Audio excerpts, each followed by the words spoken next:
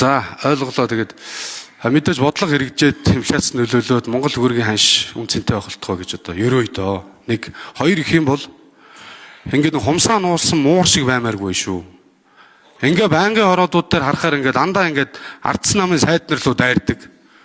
Асуулт асууя гэдэг. Энд чинь сүүлийн 4 жилийн ардын нам засаг барьж ирсэн үеэл ажлыг бид нар яриад байгаа шүү дээ. Ингээ 2024-с 28 онд хамтдаа зүтгээд улс их орноо хөгжүүлье л гэж байгаа.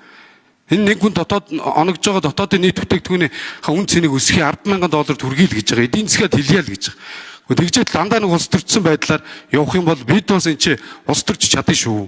Өнөөдрийг хүртэл улс төржөөг байгаа. Тэгэхээр ардын намын сайд нар их хурлын гишүүдтэй бас хэлэх ёстой шүү.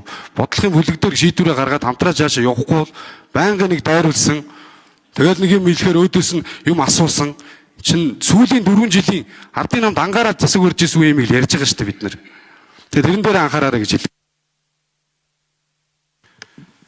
За Жадамбагийн их хоёр сайд хариулт өгье. Гишүүдээ нэг ийм зүйл байна. Хүн амын маань 70% хот суурин газар суучлаа. Амьдралын хэвшил өөр. 30% нь хөдөө орногт ажиллаж байна. Махгүйр хямдхан байлах хотын хүсэл санаа. Нөгөө талаар нутаг орны эзэнтэй байлах, тэнд мал маллах, тариа эрхлэх, орлоготой байлгах гол бодлого. Энэ тэнцвэрийг л бид зөв болж явах хэрэгтэй. Хөдөөгийн хөгжил байхгүй бол хотод төвлөрөл үүсэж байна. Ямар одоо асуудал үүсэж байгааг бид харж байгаа шүү дээ. Ийм хөдөө хөгжүүлэх энэ бодлого маань өөрөө цаана их нарийн учир шалтгаантай байдаг сайн ойлгомоор. Инфляц хамгийн гол нь махны хүрэлт зангалтай, гурилын хүрэлт зангалтай, өргөн нэрийн бараа хүнс нэмэгдэж байна.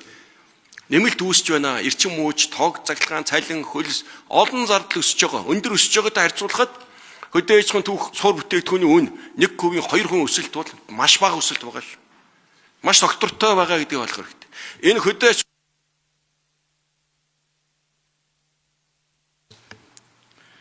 За хөдөө рүү чиглэсэн бодлогыг бас халамжч гэж шууд хэлж болохгүй хаа очоод шүү. Ер нь бол одоо нийт эдийн засгийн өмнө говь орхон дорн говийг тооцохгүйгээр ер нь 20% нь хөдөөд байгаа шүү дээ. Хөдөөд ард иргэдэд илүү амжиргаагаа дээшлүүлэх боломж олцоо бол маш хомс байгаа. Уул уурхай хөгжөөгүй аймагуд бол зөвхөн мал аж ахуйн хөгжлөө тодорхойлох нөхцөлтэй тийм ээ. Гэтэл одоо арилжааны банкнаас олгогдож байгаа зээлийн 20% нь хөдөөд байж байна. Олгогдож байгаа зээлийн хүү хөдөөд хамаагүй өндөр байна шүү дээ.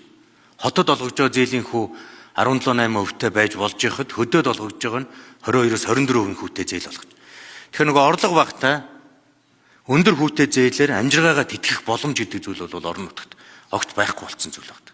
Тэгэхээр цаашдаа энэ засгийн газраас улсын их хурлаас баримтлах бодлого бол илүү хөнгөлөлттэй нөхцөлийг л орон нутг руу чиглүүлж өгч иж хотын хүн амын төвлөрлийг багасгах, хөдөөгийн хүн ам айл өрхийн хөгжлийг дэмжих, хүн амын төвлөрөл нь бий болох, тийм ээ? Бизнес арилжаа хийх төр боломжийг нь бүрдүүлж өгөхөд маш олон талын өндөр ач холбогдол байна. Тэгэхээр энэ дээр бол инквайри сайдын ярьж байгаа энэ олон талын ач холбогдлыг бодиттой болгох чиглэл дээр улсын их хурл бол бас бодиттой дэмжлэг үзүүлж ажиллах нь зөв юм а гэж ингэж бас бодож байгаа.